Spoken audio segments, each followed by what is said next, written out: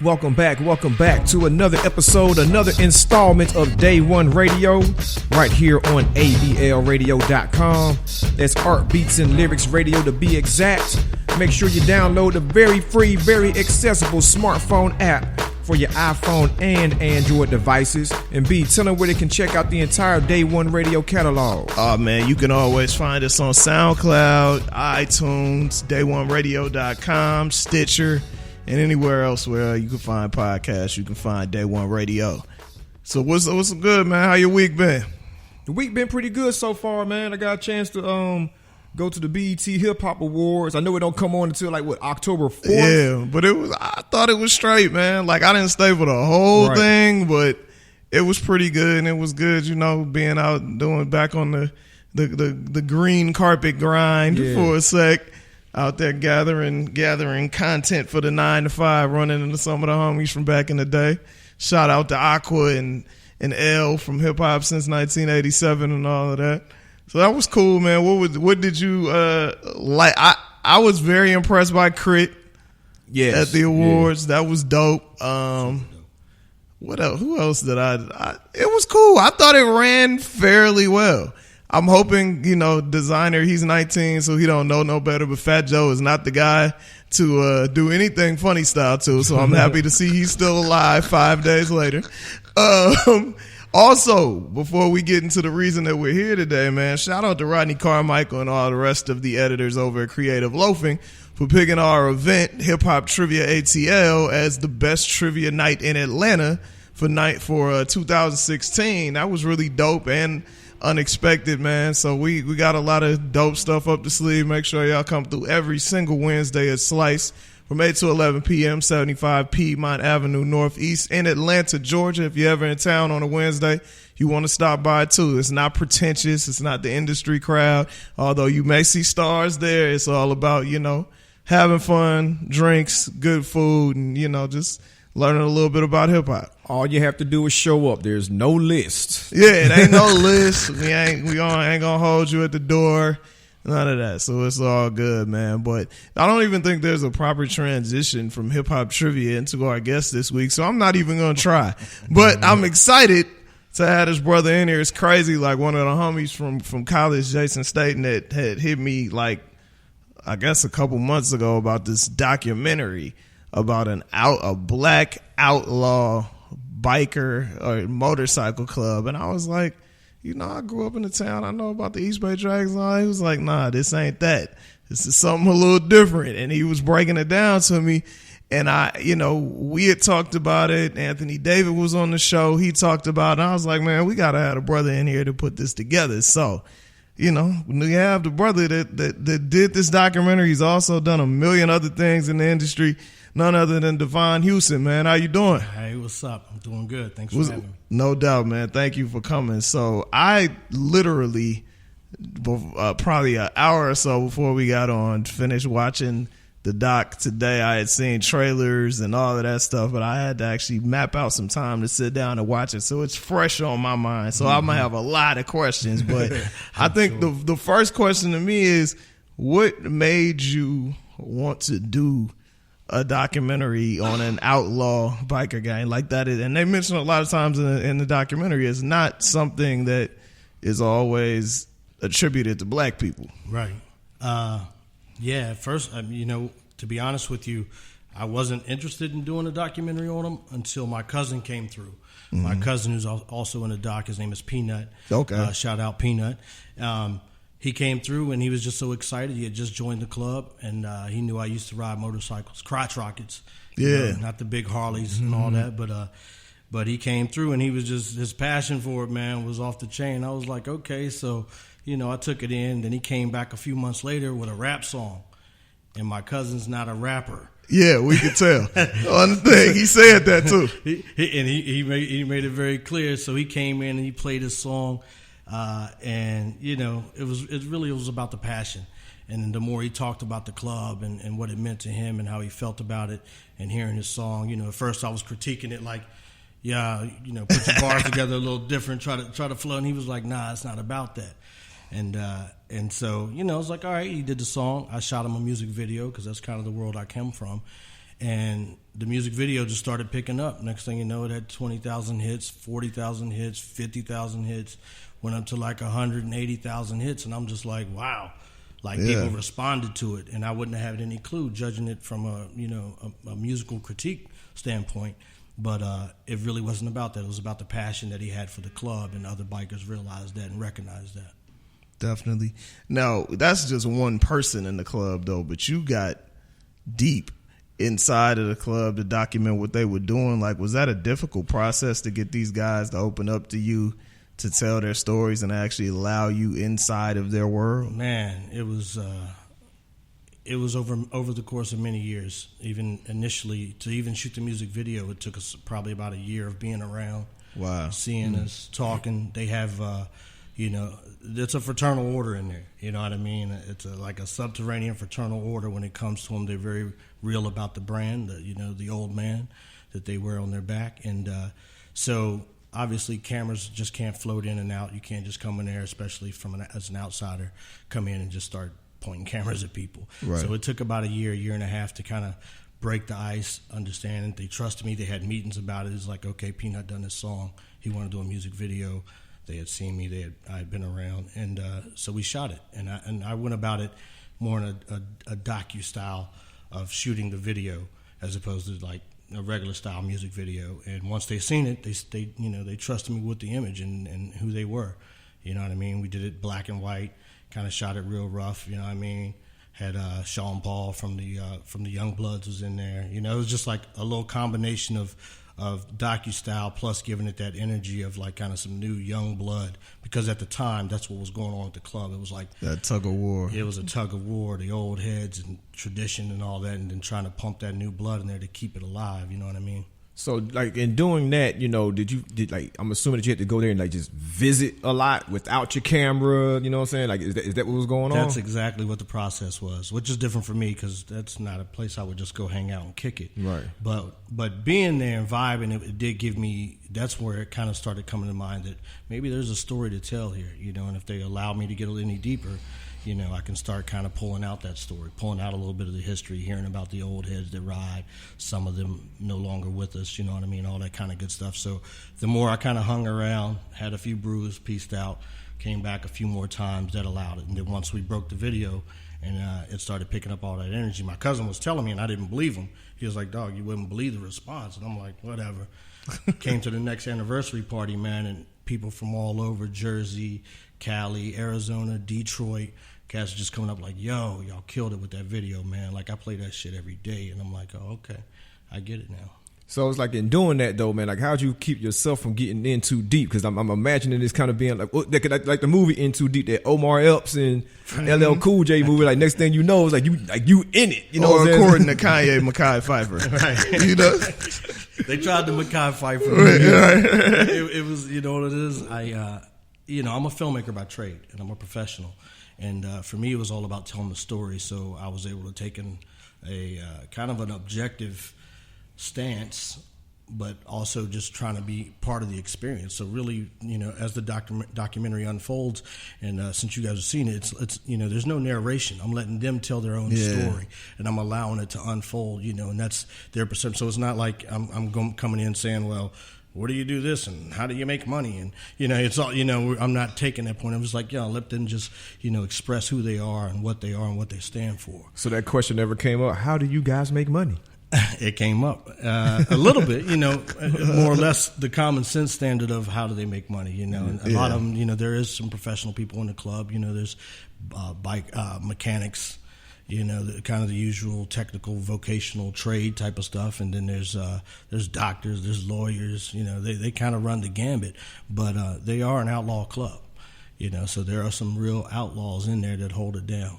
And for those that aren't anywhere remotely close to that world, what is the difference between an outlaw club and a regular motorcycle club? You know, that came up a lot too, because in the beginning I was just trying to understand what it was all about. Yeah. You know, and I know there was bikers and then there's bike clubs, and then, you know, but basically as it boils down to it, you have to be, there's a couple of things. One is you have to be on a Fed list as an outlaw motorcycle club to be considered an outlaw club. Okay. So, you know, if you're on that federal list, like, okay, these are real outlaw bikers, and there's some OG shit that goes with that. Obviously, if the feds are on you for whatever reason, there's something there. Other than that, there's it's people that have dedicated their life to the biking, their life to the biking lifestyle. You know, so they really are. They ride their bikes all the time. It's not just club hopping, you know, on the weekends and all that. Like, you know, it's dead of winter. You know, there was cats that was coming from Wisconsin in the dead of winter, and they was talking like it was 20 below when they started out for 6 hours, you know, as they're riding, you know, because that wind hitting you on that bike, I don't know if either one of y'all ever rode, but it ain't no joke. You know, and these are cats that do that, and they live for it, and they love it, and, you know, and that's the commonality between them, you know. So that passion obviously comes through, but that separates, you know, bikers on a certain level. But then there's people that are real outlaw clubs, and they consider themselves outlaws, and you can recognize them because of the patch they wear. There's a 5-piece patch that goes with it. So you have your name of your club, whatever that might be. Then you have the insignia of whatever the emblem might be, and then you have a bottom rocker on the bottom that talks about what state you're from, you know, and basically how it's broken down is that's how you're born, bred, and raised. And if you're rocking that bottom rocker, that means you're making a statement in the biker world that you're an outlaw biker. Okay. You know? So it's like, you know, from seeing the documentary, obviously, like, all these guys have different personalities and backgrounds, but did you find any common threads into, you know, why these dudes chose this lifestyle? Because you just describing the whole experience of like, oh, yeah, they rode down from Wisconsin at 20 below. Like, it makes me think of the same dudes that, you know, choose to become UFC fighters. It's like, bro, like, why would you do that? You know what it is, man? It's when you find your tribe. You know, like whatever you do in life, all of us kind of have it. You find your tribe. You know, like I'm sure part of that for you guys, and I can relate, is hip hop. You know, right. that you know, you can automatically relate to whoever it is, no matter what the race is, where they come from. You know, you'll have something in common. That commonality is hip hop. So, you know, that's part of, you know, that officially is kind of like, okay, I can recognize this is my tribe, you know, on a certain level. And it's the same way with the bikers.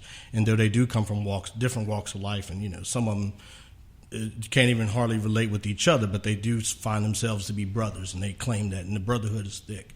It's real, you know, and I've been around with them enough to say, okay, I recognize how y'all move and why y'all move, and if you have to, if you got to go, somebody calls and it's on, and that's your brother, you out, and you going to help them because that's how they bond together. But there's also a deeper psychological level that my cousin, you know, started kind of shedding some light on, which was like, you know, a lot of them are fatherless men, you know, and they're also looking for that kindred father. I guess, you know, I don't know if it's like, you know, that son always trying to appeal to his father, you know what I mean? But it's like there's always that brings them together as well. And not all of them are fatherless, obviously, but I think that is part of it a little bit. You know, there's that search for being around other men and sharing that bond. You know what I mean? Yeah, that's crazy.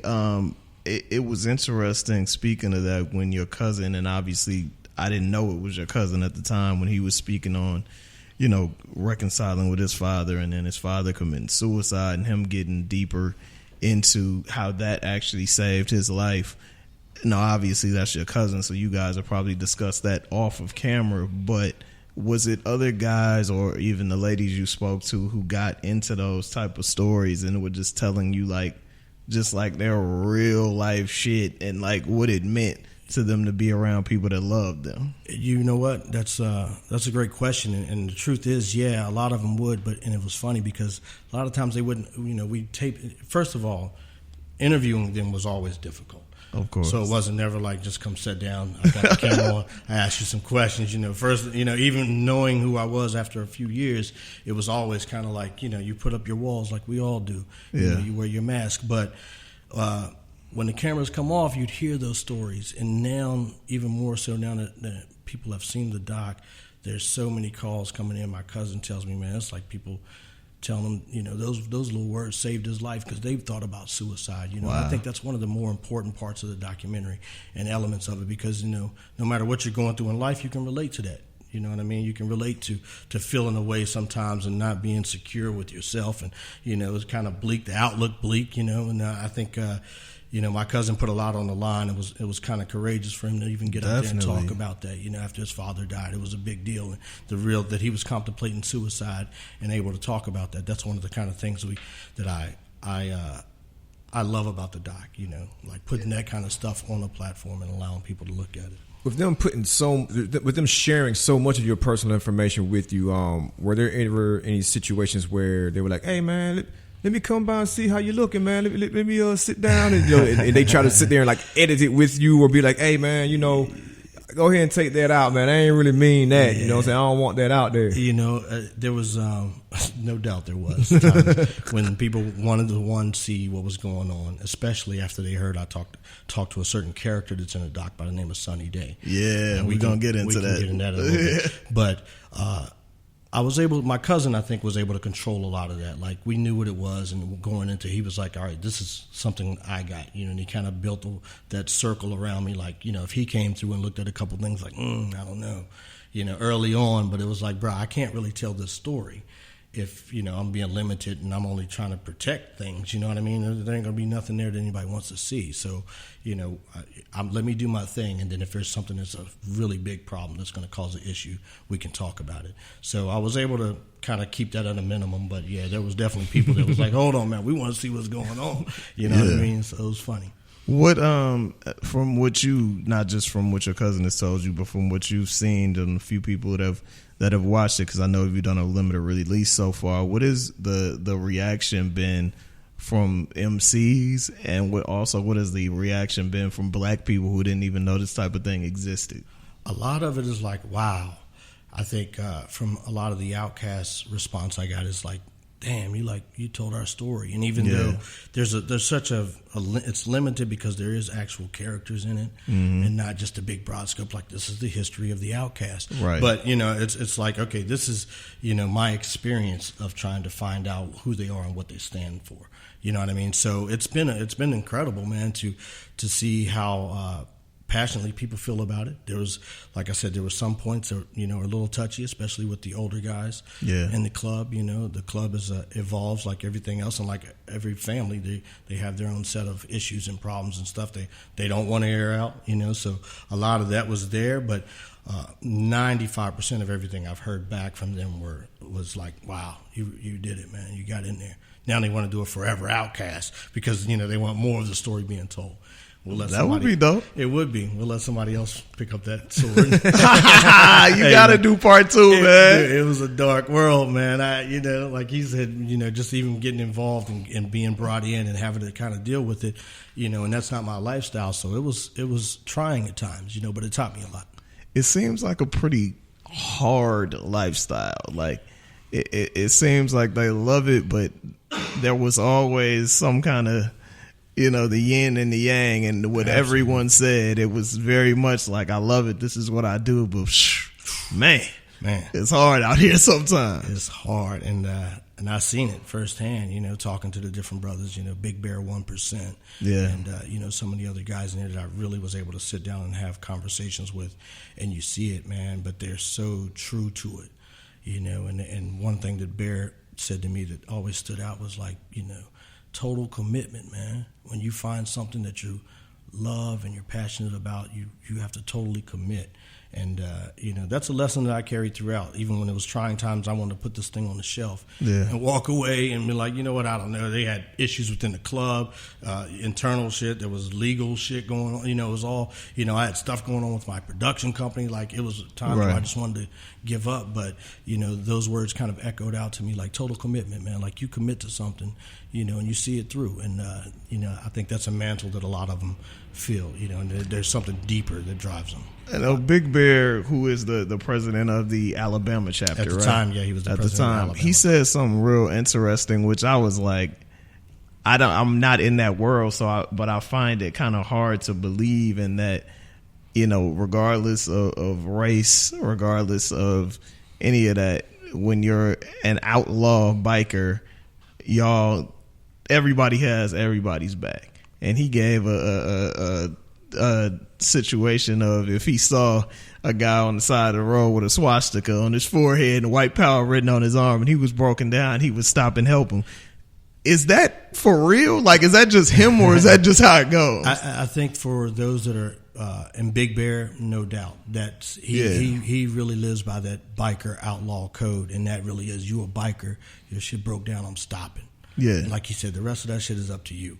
You need some help, I'm gonna give it. You don't want it, I'm gonna keep pushing, but I'm gonna stop because that's how much it means to me. And Big Bear's got stories for days. He told me one time about how he walked into the Outlaws, the one of the big four of the Outlaw Motorcycle Clubs, and he all white. They never, the whole thing about Outcast is they were formed out of necessity. Yeah, if you were a nonconformist, bike loving bike rider that liked that lifestyle, you couldn't just join any of those white clubs. Nah. You know what I mean? So that's why they formed the Outcast. And so he told me, he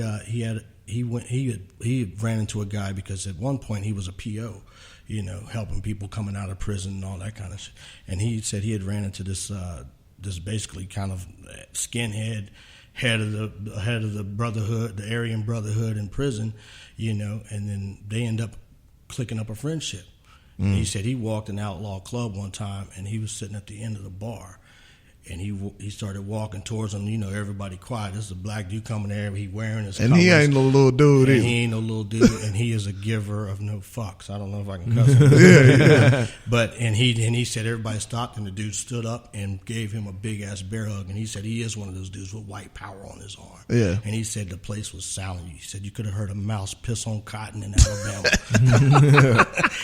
Everybody just looking at this dude that embraced him, and it was all good from there. And so a lot of them are really true to that lifestyle, and other clubs recognize that for people that are true to it.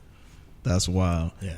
Now, a lot of people who, like, civilians, I should say, or they know about, or they think they know about MCs from the show Sons of Anarchy. And I'm sure you had seen Sons of Anarchy before. A couple times, and probably came in with some preconceived notions. Now, how true is it to that? I would say it's Sam Crow to these clubs, because these clubs existed well before the show existed. Yeah, it's I would say there is a lot of the what you think it is. Okay. A lot of that persona, for me, I found that a lot of the guys just, again, it's kind of, they wear that mask, man, and they embrace that persona, and the clubhouse provides a place where they can be who they think they are. Yeah. Not who they actually are when they have to be out in the world, but they can be who they think they are in the club. And they all think they're the baddest motherfuckers on earth. So they literally embrace that, and they sit around, they talk junk to each other, and if they got to ride out and whose bike is fastest and who can do what, challenging each other, and then they sit around and joning. Like, it's all those things you think. And there's strippers there, and there's anything you could want for in terms of debauchery going on at any given point in the club. So it kind of is a place where everything that you think might be happening behind those closed doors is on a certain level. How many hours in the day did you find spending with them? Like what's the longest, shoot time that you had? Because, this is a well put together documentary, so I know it just wasn't no thing like, hey, guys, I'm available on Tuesday from 3 to 6. You know what I'm saying? Good point. There was a little bit of digging in at times. There was a couple times I had to call my wife, like, I'm here for the weekend. Like, I thought I was just going to go up and shoot, for 6 hours. And it was like, nah, we pitching tents. We on some Hunter S. Thompson-ish. You know what I mean? Like, we did we went to Jacksonville for their anniversary party. And it literally was pitching tents, partying all night. At 6 a.m, they still drinking and opening up a fresh bottle of Jack. And it was like, and then literally 3 hours later, they getting on the bikes and hauling ass down to Daytona. We following them in the van trying to shoot them. We all hung over like, this ain't us. You know what I mean? But they do it hard, man. So there was times where I was able to spend blocks of time, like a weekend, and really, all day with them, see the party all night, wake up the next day, see what it is, you know what I mean? Able to talk to them kind of out of the fog of the night and inside the daytime. So it was cool to have that ability to, spend a little bit of time when we could, yeah. Now, obviously, the doc looks really good, and, we suggest that any of you guys go and see it. We'll give you the information, when we list it on iTunes and everything, and then the podcast or where you can find it. But it's because, you've been doing this a long time, right, or whatnot. So speak a little bit on some of the other projects that you've worked on, yourself and your production company, Digital Soul. Absolutely. Yeah, we've been around just doing it, man, kind of doing what we want to do as opposed to what might actually make us rich. Okay. So, I did a documentary early on called The Heart of a Champion on Roy Jones Jr. That was interesting because it was right at the time when him and Tarver were going back and forth. And I went down to the camp and was down there shooting him in the camp, and I was like, I got to get to the fight. I was only supposed to be there at the camp, and I was like, I got to get to the fight. Went to the fight, and Roy got knocked out. Yeah. And everybody's like, oh, that's it. And I'm like, what? Are you crazy? Like, this is where it's at. This is what being the heart of a champion is about. You got to pick yourself off the mat. So, and it's kind of like those opportunities that arise. And like I said, I came kind of from the music video world, so I was able to work with a lot of people and under a lot of people and learn a lot, Like last time I was in here, I was with Jonathan Mannion. Shout out to my man, Murder City Mannion, that's my man right there. Every time he come in town, it's nothing but family, or if we out of town.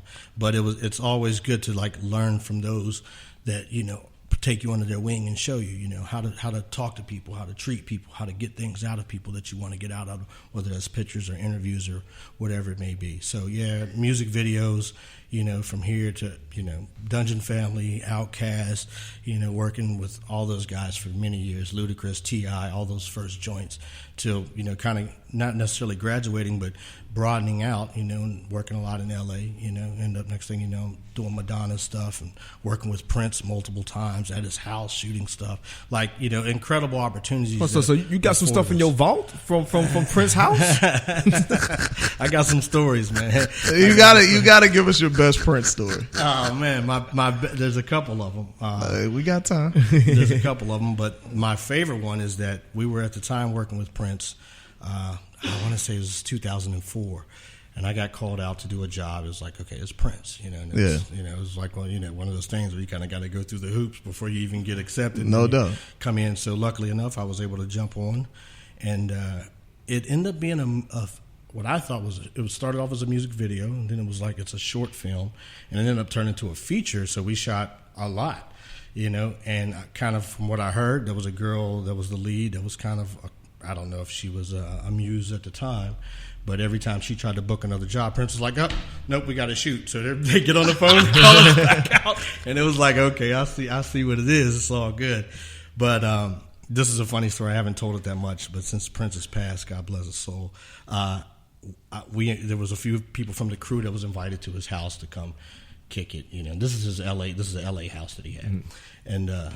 And so afterwards, it was like, all right, and we wrapped for the weekend, and it's like, okay, come up to Prince's and kick it. It wasn't a whole bunch of people, handful of people actually. Right. And Tavis Smiley was there, and Salma Hayek was there with a few friends and a couple other people, and I was out in L.A., so I got a place. I'm out in L.A., but, I didn't have no, like, super fresh shit. Yeah. But a friend of mine had went to India with me, actually, and so he had this Indian outfit that was cold-blooded that we had got because we went to a wedding over there. Yeah. So I was like, you know what, I'm going to throw on this Indian outfit. This joint gold with the braid. Ain't nobody going to have this on. Nobody. True story. So I walk in, Tavis Smiley and this other cat is playing pool. My boy is there, and so we sit down, we start playing chess. Right, we about 5 minutes into the chess game. I'm just looking like, it ain't like literally. It's like 25 people there, right. And everybody spread out in their little pockets, sipping and a little music playing. Prince comes floating down the steps and into the room. Right, everybody hailing him up. Prince. He looks at me, looks me up and down, leaves the room. 15 minutes later, he comes back down in a different outfit.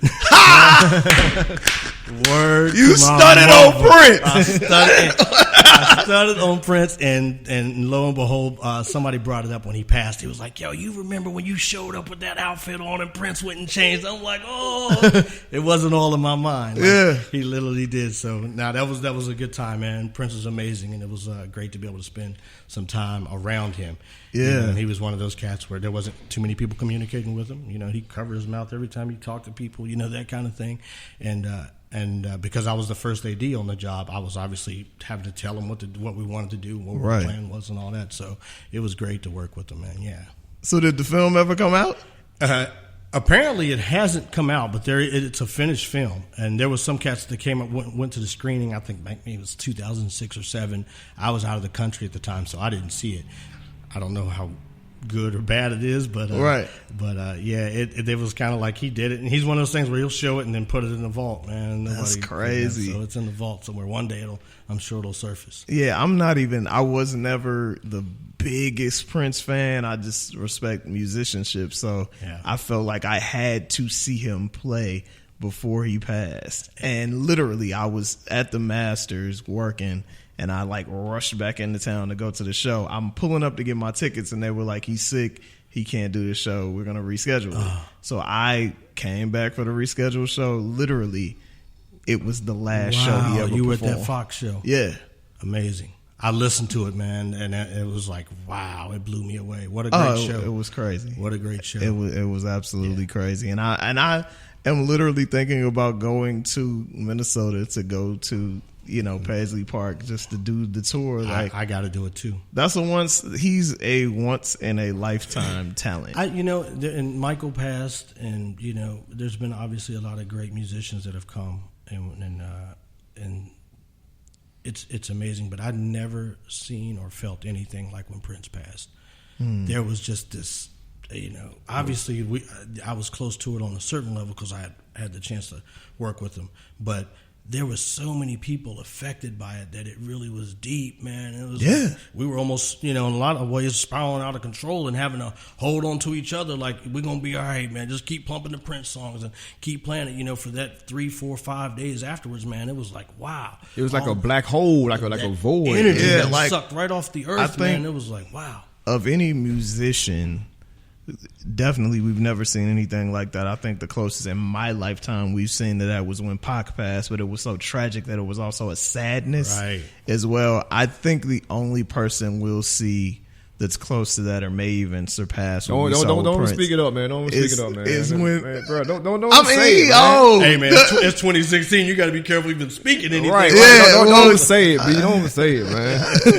You said don't even say it. Don't even say it. Y'all know who I'm talking about. Right, I know exactly. Y'all know who I'm talking about. Right. One of, to me, the only person that you consider in the realm of Prince as a musician. When he passes away, and hopefully that's many years from now, I think that will affect the world as well. But it was deep. It's amazing, man. It's definitely a trip. But that's crazy. You got to work with Prince. How do you feel now, man, that you worked on all of these music videos and now the game has changed tremendously where people are recording music videos for $35? It's literally but what's crazy is that the platform has changed, and that platform, allows you guys to have a voice, a podcast, and people blast it out to the world. So it's like, it allows people to be able to just shoot whatever they want and put that expression up, or tweet whatever they want, put that expression out. Next thing you know, that's went around the world. So we have to embrace it.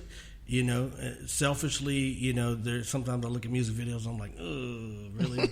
I ain't spending no money. Like, I did one music video this year, maybe one or two last year. I did Rihanna's Needed Me video earlier this year, and that was, directed by Harmony Korine. There wasn't any performance in it. It was all slow-mo. She came out with nothing on, negligee, smoking a blunt, super cool. It was a whole different vibe to it, and they were spinning dough. We knew she was going to be 4 hours, 6 hours late. You know what I mean? So we already knew the day was going to, it was dough being spent, so it wasn't really much to it. But that's, that's not the norm anymore at all. Whereas it used to be, all the videos were like that. Everybody was spending $300,000-$400,000. Yeah, cause I remember because I used to own what's called what they call it, a prosumer camera. You know what I'm saying? It's like I was just taking photos. You know what I'm saying? Doing small video interviews, and I almost felt offended when somebody asked me like, "Hey man, you do music videos?" I was like, No, I don't. I mean, I see you with your camera and, you know, you're doing the I'm like, bro, you just asked me to do a music video. Like, just because I have a camera doesn't mean I can do that. So this is a trick to know that there's people out there like, you have a camera, bro. Yeah. I know you know how to shoot an entire music video. Yeah. All we got to do is just put it on Vimeo and YouTube. And now that's what they do. And that's but it's wild because like it doesn't, even with like huge songs, like the video kind of doesn't even matter anymore. It's like it's so many songs. Like I think the VMAs was recently, and I was like, I didn't even know there was a video to that song. You know what I mean? Or I didn't know, like, and these are big songs, right? I literally don't know the artist anymore. Like my daughters will sing something word for word. I've never heard this song, and I'm a hip hop head. You know, I grew up golden era, '88. I graduated. You know what I mean? Like I feel like hip hop saved my life, right? And, you know, in so many ways that to now, you know, things to be out and not ever heard of them, not know what's going on. It's like a little bit is us getting older, but it's also the saturation, you know. And it's tons of and stuff. That's just what it is. And it's like I feel the same way. And I graduated in '98, and it's still just like, bro, who is this? Right? How many mixtapes did he drop last month? Right. 5. Right. Like what? It's like not much artistry in it anymore. And Snoop at the BET Hip Hop Awards said something interesting. He was like, you know, kind of, and I think what he was saying, he said, keep doing what you're doing. A lot of people don't understand you, but then again, a lot of people didn't understand me. And I think that was his way of saying, don't just settle for right now. Right. Keep pushing. So you can get there. Yeah, exactly. Because, you know, Snoop was incredible when he first came out. Everybody's not going to be incredible when they first come out. Right. Like, you got that first Fugees album, then you got the score. Right. You know what I mean? Right. Like, some people advance, and it's people, I mean, we even see it now. Like, I see a lot of people turning the tide on Young Thug. Like, when you get past, you know, what he got on and the antics, like, his music is actually decent. Yeah. You know, but it's some trash out there for sure. Well, hopefully, man, I heard that. I peeped that with Snoop, too, and I thought that was important. Hopefully, you know, we are going through that, and then it comes out, and there's some beauty that comes out of it. Yeah. There's some artists that emerge. You know, Big Crit's piece at the BET Awards was super powerful. Like, that's all, you know, that's another level. And part of that is because of what's going on, what's permeating. It's like he's able to push past that. I was really impressed, like, and I think we might have been the only two people out there talking about anything other than music. We were interviewing the cats as you were asking about the election, and for my gig we were talking about just what you can do to push equality in this country, and also what is the role of big brands. Should they be, you know, pushing equality? And just about I might have talked to 30 people, and just about everyone had something to say that was worth something. Good. Like, it was a couple artists that said some dumb shit. Yeah. But you know what I mean? Other than that, and it was people that I was not expecting at all to have something to say that has something, you know, legit to say. We're in a powerful time right now, and you're starting to see it. The movement is real. Yeah. It's real. Like, we all understand that, you know, it's now that we have to we have to put that power behind the words. We have to put that power behind the action, you know, come together and realize, you know, on a certain level we're being attacked, you know, and we have to fight no matter what at this point. We can't just, you know, march and protest and do all that. Like, no, we got to really make a stand, and I think that comes through in the art. You know, and I think that's some of the stuff that we're going to start seeing pushed. T.I.'s new video, yeah, you know, Jay-Z coming out with that. His performance was powerful as well. I missed that, but even Jay-Z's little thing that he just came with, like, that's all stuff that we have to do that now. I think it's interesting that, and one of my OGs told me, I can't remember who it was, that we were talking about the whole protesting thing, and I feel like everybody has their right to protest in the way that they see fit. And he was like, the problem is he was like, protesting isn't irrelevant anymore at this time. The problem is, in his day, there was protest, and then there was an action after the protest. Right. We feel like it's cool to just protest, and then we're going to see what happens. Right. Like, there has to be a plan. There has to be a plan. After the protest. Absolutely. And it's pretty wild because you don't really see that. But I agree. This is a very powerful time. Like, there's a lot of stuff that's going on now that they'll be teaching in history books, hopefully, you know, 20, 30, 40, 50 years from now. Like, there's a lot of groundbreaking, revolutionary stuff that's going on. And they're trying to erase it real time. Like, you know, for me, what I took from that whole thing with whatever Trump's wife's name was, that was literally real time trying to erase and take credit for the words that Michelle Obama spoke, and that's what they've been doing, you know, and not just to be on the racism tip, but you know, there's always been that whitewashing that goes on in history, and you know, and now we. With us running around with our video cameras and taping stuff and making sure it's all the way live all the time, there's a certain amount of an embrace for the information age that we have to understand that's our tool. That's why people like you are important, because we have to document our history. If you allow other people to do it, it's not going to be told correctly. There's so many things that have happened and so many things that will continue to happen that aren't documented. It's just a moment in time, but these things are important. Absolutely. And you have a camera and a video camera in your phone at all times. Right there. There's you can write a movie, you can shoot a movie on your phone. There's no reason not to document these things that are important, and I think that's an age we're living. That's one of the positives of the age that we're living in. Absolutely. So with, you know, this documentary, like, what are you hoping people, you know, like, I guess, walk away from it? Because I mean, because from me watching it, like I was more than entertained. You was you in know a what I'm Harley? saying? I was no. Like I was more than entertained. I felt, you know, educated, and to a degree, you know, I felt kind of empowered. You know, just seeing like that kind of brotherhood. You know, I might not live those dudes' lifestyle.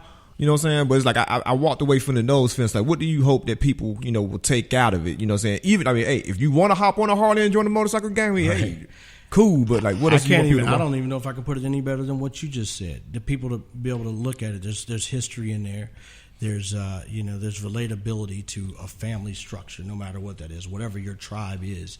You know, be strong about it. Be proud about it. You know, go and stand for something. You know what I mean? These guys stood for something, whether we agree with it or whether we don't. That's the lifestyle, and they stood for it. You know, and I think. You know, what I wanted to really do was kind of just present that, you know, not exploit it, but just explore it, you know. And I think that was my offering up. Like, you know, there's a story to be told here. There's some history here, and there's also, you know, those lessons like suicide and family, and, you know, and brotherhood and all those things that got tested throughout. You know, just a little bit of time I was with them, you know. But this is a 50-year, you know, brand and idea. This is a 50-year idea in place that they're following, you know. So for me, it was you know, it was astonishing to see all the moving parts that go with it, and you know, and for them, they're nonconformist in a way, and I think that's my approach. That was my approach to the documentary. There's music videos in there. There's classic music in there. The classical music, I should say, in there. You know, there's quotes, there's poems, you know, and it's just it wasn't really. The typical approach to doing the documentary. So I think that's some of the things I wanted to just put out there as my offer. Staying on the approach, like how did it get done? Because I mean, this is time. This is, you know, film or digital, you know, space or whatnot. These are batteries, gas, travel. Like, how did this get done, paid for, and all that, man? Well, thank you for even asking that, brother. And it's real. You know, the platform is that we can just push it out there, and obviously we tried to really put an art spin to what we were trying to do and make it. So we took the time to try and do it right. We traveled, and you know, it was self-financed. You know, it was self-produced, self-financed. We put it together. We did do at one point, we maybe, I think, got like $1,800 from, you know, raising some money off social media, you know, like midway through. And that was like, okay, we got gas money and we could feed ourselves to get to Detroit. You know what I mean? That kind of thing. But, you know, through the company, you know, and shout out to Jason Staten, you know, my producer, like we just pull our resources together. We asked for some favors, like from Anthony David, who gave us an incredible piece of music that ended up being, you know, a song that, you know, my cousin still has to look away and lightweight dry his eyes when he hears it, because that's his story. And that's Anthony David singing it. You know what I mean? It's incredible. Shout out to Slick. You know, there was guys that just really gave us some great music to go with it. So a lot of it was pulling in and calling in favors and then, you know, kind of rallying up and pitching in and doing what we had to do to get the story done. No, one of the individuals we mentioned earlier was probably one of the most, I guess, you got polar opposite opinions on this guy in the doc, was Sunny Day, who, depending on who you ask, you know, founded the MC, or was just a big part of taking the MC national. Right. Super polarizing figure, man. From what you gathered and just putting everything together, like, what was his story? It's incredible because when my cousin first told me about Sunny Day, and when he spoke of him, it was in a revered kind of way. Yeah. And then if you ask, and then my cousin's kind of right there on the cusp. If you ask guys that were older than him and been in the club longer, you didn't really even talk. You didn't speak Sunny Day's name. Wow. And so I was like, that's when I was like, ooh, there's a story. We might have a story. And my cousin was like, you dirty, man. I'm like, that's what it is. That's the drama. Like, who is he? Tell me about him. And my cousin telling me about him. And my cousin said he made his pilgrimage to Detroit, to the mother chapter. So Detroit was the mother chapter. Atlanta was the second chapter, right? So he made his pilgrimage like all good Outcast members are supposed to do at some point. And then he said after he visited the mother chapter there and held up the elders and all that kind of good stuff, he went to find Sunny Day to sit down and have a meeting with Sunny Day. Just let him know he recognized him, he understood it and all that kind of and that was deep because Sunny Day, who is, and like Bear said in the doc, there ain't no Outcast documentary without Sunny Day. Right. He was the one that spread it nationally, and there was 4 or 5 people that started the club. One of them that was in the doc, Angel Herb, and they had their back and forth about, how it started and what it started, but there is no disputing who took the club to a national level. And so there's other obviously black MC clubs. There's not all black nationwide outlaw motorcycle clubs. Outcast is that. And so, that's all attributed to Sunny Day. And so doing the doc I couldn't even really tell people that I went to talk to Sunny Day. Wow. There was a few people, my cousin, some other people, and he was like, you got to keep it on the hush, man, because people are going to try and shut that down quick. And then it's going to become a problem to even get the doc out. So going to talk to him was deep, man, and he was just, he exactly how he comes off in the doc, man. Like he opened up a warehouse. It was just him and his pit bulls, and he sat down and talked to us, and, he kind of, I think it checked us out a little bit before we got up there. Jason Staten had known him from, growing up in Michigan and Detroit, doing parties or whatever. So that helped parlay it. And then my cousin was on good terms with him. So, it was all great. And so I went up there, I shot him. I got some incredible photos of him and got to sit down with him for a day and learn some. And when I come back and I'm showing my cousin's just like, wow, like, you know more about Sunny Day than, almost everybody else in the club that wasn't around in those earlier days. Like, those guys don't know. A lot of them never seen him. They only know the myth, So a lot of people he's mythologized, And so it was a triumph, and that was one of the things in the doc that I'm very proud of to pursue and know that was part of the story I had to tell. Another character that sticks out that I was not expecting to see in there, Sean Paul from the Youngbloods. Right. Now, like. I don't run into him in public as often, but I knew that he was going through some changes when I saw him get a face tattoo. I was like, what are you doing, Sean? You know what I'm saying? Buddy. Yeah, shout out to Sean. And then, that I would see, I saw his image kind of changing over the years. And I saw, like you say, he changed his nickname to like Two Wheel Buddy. Mm-hmm. And then, voila, he's in this documentary, like full-fledged, outlawed out. What were your thoughts when you first saw him? One, like, hey man, we got this guy. You should talk to Sean Paul. What was funny is I had worked with Sean Paul on a bunch of the Youngbloods videos. Yeah. So when he came, my cousin brought him through the office. He was like, "Yo," it was it was like a reunion, But and that was early on. That was before he pledged. He had heard my cousin's song and he loved it.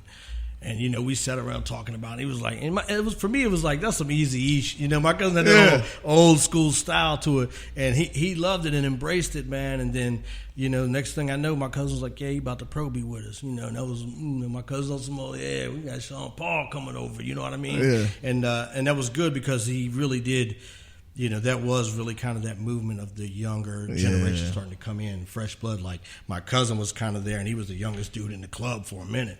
And then when he brought Sean Paul in, people started seeing that. They started coming over.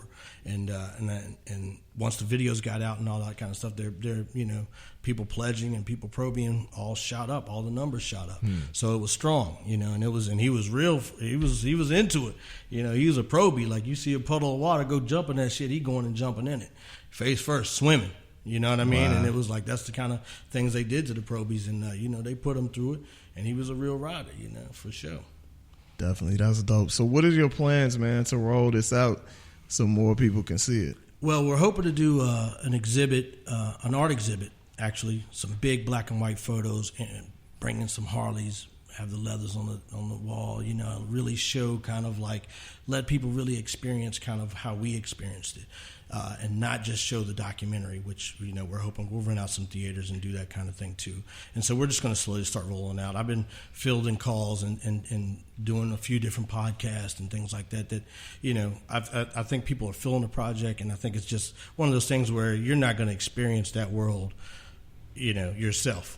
Yeah. You know, very few people are. So you might as well come and, you know, experience it vicariously through this documentary. And I hope to bring it as an exhibit and really let people, you know, get the feel for it. Any plans to put in any film festivals or anything like that? You know, I think it would do well. I keep getting calls about putting it in a film festival. And, you know, we started earlier on. We submitted like before it was finished. It got some response, like keep hitting us back, you know. But I've done the film festival thing with my other film, Heart of a Champion, and we went to a bunch of film festivals. It was good. It was all a good response. But it was like we're self-distributing now. I don't know if we're going to do the film festival. Right? We'll see. We'll see. Like if I really start picking up, and you know, I want it to really go overseas. I want people to see it everywhere they can. So, you know, I think maybe film festivals will be part of that. We'll see. Netflix? Yeah, Netflix is the last stop. Okay. Yeah. Okay. I had a conversation with them early on. There was a guy that called. He had seen the trailer. He was like, "What's up? This looks like, you know." And then he explained the deal for me, and I was like, "Okay, we'll see y'all." Money wasn't right.